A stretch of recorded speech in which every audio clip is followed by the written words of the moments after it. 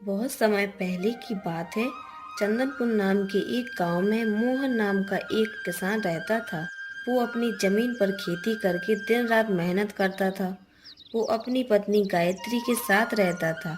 उनका अमर नाम का एक बेटा था। अमर बहुत आलसी था। वो बिना मेहनत किए कमाना चाहता था, इसलिए उल्टे सीधे तरीके सोचता था। फिर एक दिन गायत्री, हमारा बेटा कहाँ है? कहाँ गया वो? जब मैं सुबह खेत गया था तो मैंने उसे देखा। वो अभी तक घर नहीं पहुँचा। कहाँ घूम रहा है ये? आ जाएगा। तुम क्या चाहते हो कि वो तुम्हारे पीछे घूमे? लड़का घर पर रहेगा तो उसे क्या पता चलेगा? इधर उधर घूमेगा तो वो दुनिया का ज्ञान पाएगा। अरे, अगर वो घूमता ही रहेगा तो दुनिया के ज्ञान का बोझ नहीं उठा पाएगा। पागल हो जाएगा वो। वो कुछ भी करे तुम्हें अच्छा नहीं लगता। आप उसे दिन भर कोसते रहते हैं। एक दिन वो जरूर कुछ कहेगा, तब आप कहेंगे कि मेरा बेटा कितना महान हो गया है। मैं देख रहा हूँ कि वो कैसे महान हो रहा है। उसका दोस्त राम सरकारी कर्मचारी बन गया, पर अमर ने तो पढ़ाई तक नहीं की। खेती के साथ साथ काम भी नहीं कर पाएगा वो। तो आगे चलकर कौन पूछेगा उसे? इस बीच अमर शहर से लौट रहा था। रास्ते में उसे एक साधु मिला। उसने अमर को देखकर कहा, आपके चेहरे पर अच्छा राजयोग दिखाई दे रहा है। मैं आपका भविष्य देख सकता हूँ। क्या मैं आपको बताऊँ? क्या मेरे पास राजयोग है? तो मैं राजा बनूंगा या कुछ और? दूसरे दिन गांव के संत ने मुझसे कहा कि मैं बड़ा बिजनेसमैन बनूंगा। आज आप क्या बताओगे?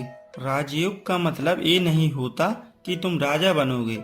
इसका मतलब है कि तुम गांव के अन्य लोगों की तुलना में अधिक अमीर बन जाओगे। अगर तुम सुनना चाहते हो तो मुझे बताओ। तुम 2 रुपए दो, मैं भविष्य बताऊंगा। मेरे पास सिर्फ 2 ही रुपए हैं। अगर मैं दे दूंगा तो फिर मुझे माँ से मांगने पड़ेंगे। तुम हजारों रुपए कमाने जा रहे हो। इस 2 रुपए से तुम्हारा भविष्य बदलने जा रहा है। वो 2 रुपए दे देता है और साधु से अपना भविष्य सुनकर घर आ जाता है। कहाँ थे तुम सुबह से? तुमने अपने पिता को देखा? वो बार बार मुझसे पूछ रहे थे। मैं उन्हें जवाब नहीं दे पा रही हूँ। जाओ जाकर मिलो उनसे। मैं अपने दोस्त से मिलने गया था। मैं इस गांव में रहना नहीं चाहता। यहाँ तो बस गोबर, मिट्टी, खेती, इन सब के बीच मैं यहाँ नहीं रह सकता। मेरी बात समझिए। शहर में रहना है तो वहाँ नौकरी करनी होगी, और वहाँ तुम्हें काम कौन देगा? और तुम्हें काम मिल भी गया तो तुम करोगे उसे? मुझे नौकरी नहीं करनी है। अभी एक साधु ने मेरा भविष्य बताते हुए कहा कि मैं एक बड़ा बिजनेसमैन बनूंगा। तुम पिताजी से कुछ पैसे मांगो और मुझे दे दो। मैं बिजनेस करूंगा माँ, और उससे कई ज्यादा कमाऊंगा।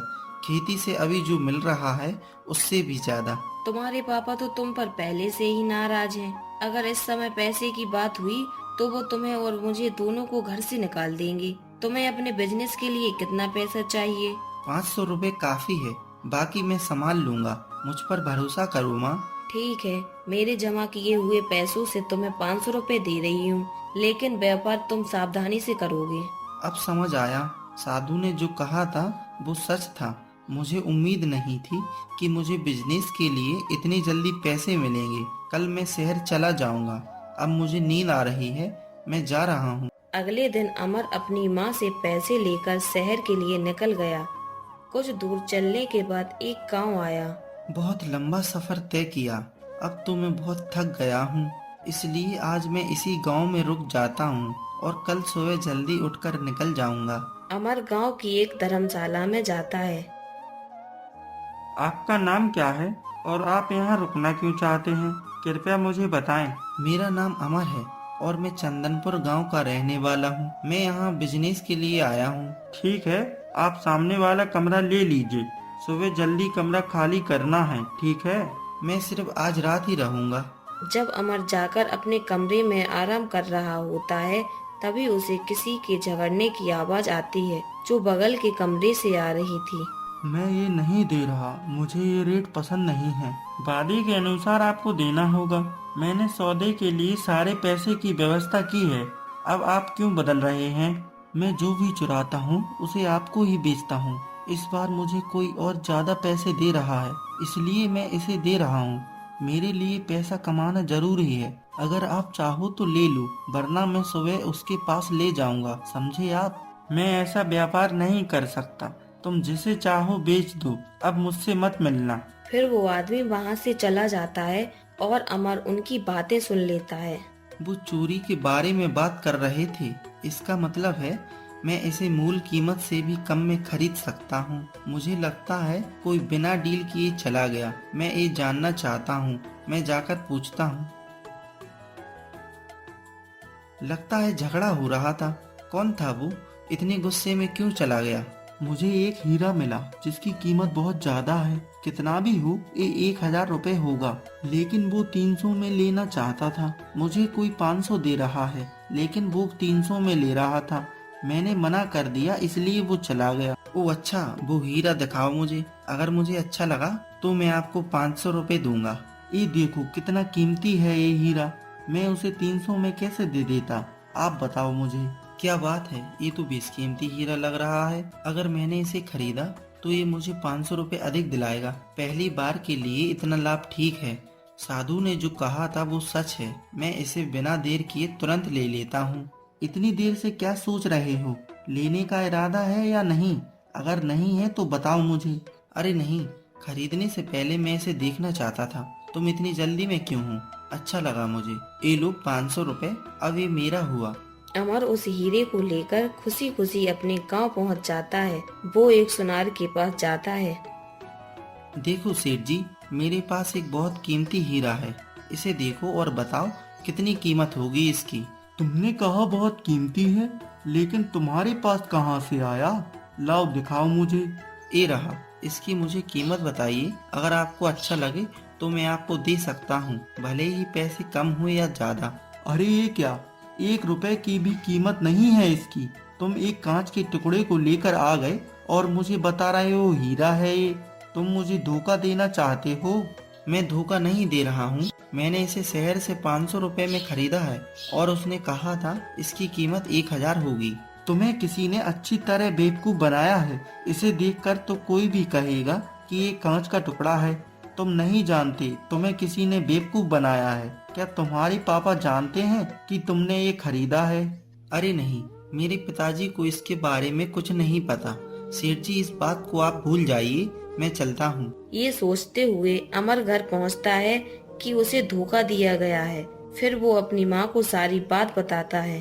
अरे तुमने उस अनजान आदमी पर विश्वास कैसे किया? उसे पता चल गया कि तुम्हारे पास पैसा है, इसलिए उसने ये नाटक किया। 500 रुपए जमा करने में मुझे कितने दिन लग गई। अनाज की बिक्री से पैसे आएंगे अगले हफ्ते। मैं कहूँगी इसका एक हिस्सा दे दें। पापा को बिल्कुल मत बताना माँ, हमें वो पैसे कभी नहीं मिलेंगे। फिर एक हफ्ता बीतने के बाद अनाज बिक गया। अमर जानता था कि पैसे आ गए हैं। माँ, अनाज का पैसा आ गया, कुछ करो ना माँ। पिताजी से पैसे मांगो। इस बार मैं बहुत सावधानी से बिजनेस करूँगा। वो आपकी बात सुनेंगे। मैं कहूँगा तो वो मना कर देंगे। ऐसा नहीं है कि वो तुम्हारी परवाह नहीं करते या तुम्हें पसंद नहीं करते। उन्हें चिंता ये है कि तुम पैसे और समय की कीमत नहीं जानते। लो वो आ गए।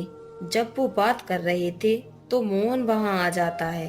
तुम दोनों माँ बेटे कोई राज की बात कर रहे थे, मेरे आते ही रुक गए। कोई राज की बात नहीं, अमर कोई बिजनेस करना चाहता है, इसलिए वो कुछ पैसे मांग रहा है। मैंने कहा आपसे बात करूंगी, तभी आप यहाँ आ गए। बिजनेस? वो किस तरह का बिजनेस करेगा? वो तो ये भी नहीं जानता कि जो हम अनाज उगाते हैं उसे बेचते कैसे हैं। वो बिजनेस में और क्या कर सकता है? तुम उसकी तरफ से क्यों पूछ रही हो? उसे पूछने दो। हाँ पापा, मुझे बिजनेस करना है, उसके लिए मुझे पैसों की जरूरत है।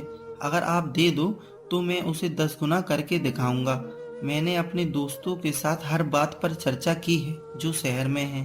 तुम किस तरह का बिजनेस करना चाहते हो? क्या तुम्हारे पास कोई अनुभव है? जहाँ तक मुझे पता है तुमने ऐसा कुछ भी नहीं किया।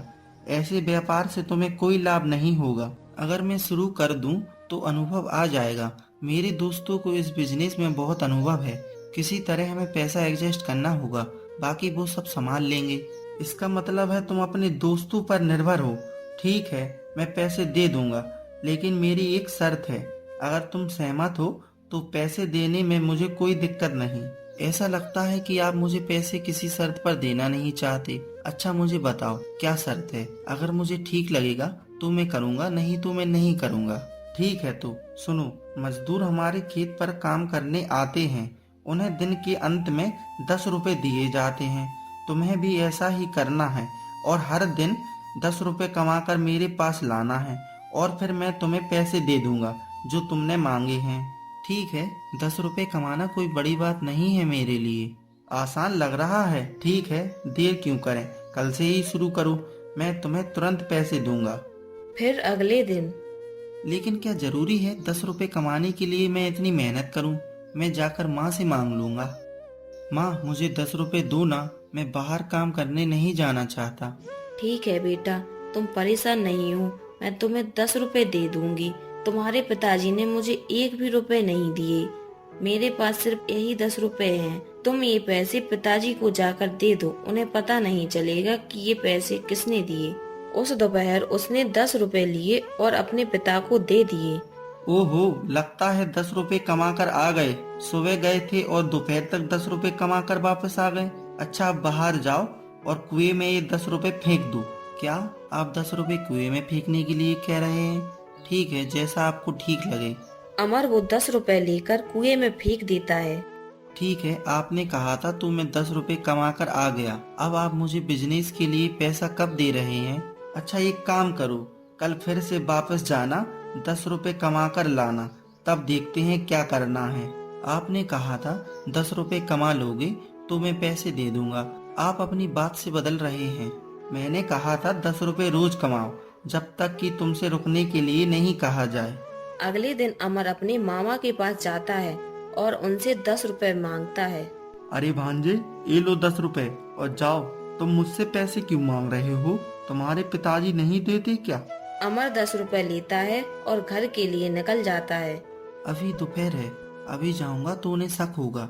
मैं शाम तक इंतजार करूंगा, तब जाऊंगा, तब उन्हें लगेगा कि मैंने मेहनत करके कमाए हैं। अमर शाम को वो 10 रुपए अपने पिता को दे देता है। अरे वाह, आज शाम तक 10 रुपए कमा लिए, लेकिन ये भी लो और उस कुएं में फेंक दो। कल भी जाओ और 10 रुपए कमाओ और लेकर आओ। जैसा उसके पिता ने कहा, उसने 10 रुपए लिए और कुएं में फेंक दिए।